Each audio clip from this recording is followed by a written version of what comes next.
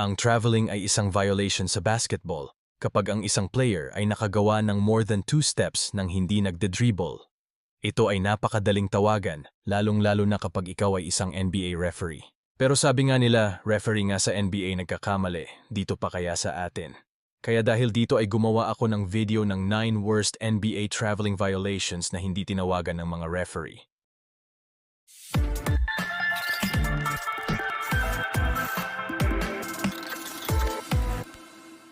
Number 9. Ang travel ni Paolo Banchero bago niya naipasok ang game-winning shot. Si Paolo Banchero ay isa sa mga biggest stars ng Orlando Magic. Sa katunayan, marami na siyang naipanalo na laro dito. Pero sa kasong ito, bago niya naipasok ang game-winning shot laban sa Bulls noong 2023, kitang-kita na travel si Banchero. Pero hindi ito nakita ng mga officials, dahil dito ay nanalo ang Magic. Number 8. Ang hopscotch play ni Dirk Nowitzki. Hindi maikakaila na isa si Dirk Nowitzki sa nagpa-revolutionize ng stretch big. Pero kahit na siya mismo ay nakakagawa ng mga traveling violation, kaya sa play na ito ay nakagawa siya ng 7 steps na hindi nakita ng officials. Number 7. Ang double dribble at travel ni Trae Young. Ang Miami Heat ay ilang beses nang nagpahirap kay Trae Young. Kaya sa play na to ay parang pinagbigyan ng officials si Young. Dahil hindi lang double dribble ang kitang-kita mismo sa harap ng officials kundi pati na rin ang traveling violation. Pero ito ay hindi tinawagan ng referee. Number 6. Ang drive ni Bradley Beal na hindi na ginamitan ng dribble. Si Bradley Beal ay isang lethal scorer nung nasa Wizards pa siya. Sa isang laro laban sa Detroit Pistons, nagawa ni Beal na makahanap ng open lane para makapag-drive, ngunit nakaabang si Blake Griffin kaya hindi niya ito tinuloy. Pero siya ay nag-alangan, kaya nakagawa siya ng extra steps pero hindi ito tinawagan ng referee. Number 5. Ang game-winning travel ni Nick Young.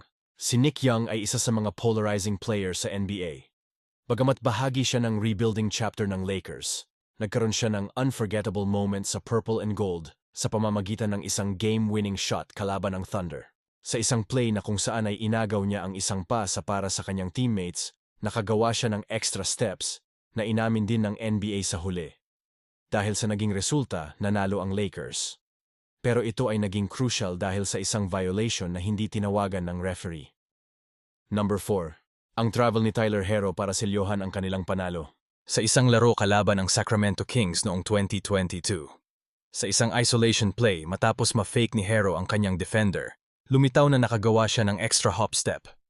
Ayon sa report, dapat ito ay tinawagan ng travel. Kaya dahil dito ay nanalo ang Miami Heat. Number 3. Ang fast break travel ni Corey Brewer. Hindi maikakaila na si Corey Brewer ay kaya ring umiskor noong siya ay nasa Minnesota Timberwolves. Sa isang laro nila kalaban ng OKC noong 2019, masyadong nag-relax ang mga referee dahil sa malaking lead ng OKC. Nakagawa si Brewer ng breakaway 6 steps uncontested dunk na hindi tinawagan na travel ng mga referee. Number 2. Ang 7 steps ni Paul George. Sa tuwing nakakagawa si Paul George ng fast break, maraming umaasa na ito ay magiging highlights.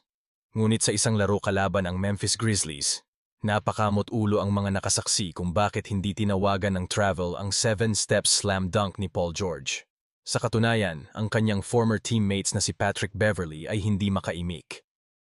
Number 1. Ang iconic na 9-step travel ni Kendrick Perkins. Bagamat gustong-gusto ni Kendrick Perkins na ibahagi ang kanyang mga insight bilang isang analyst ngayon, ang NBA champion ay dating naglaro para sa ilang mga legitimate playoff contenders sa kanyang kapanahunan.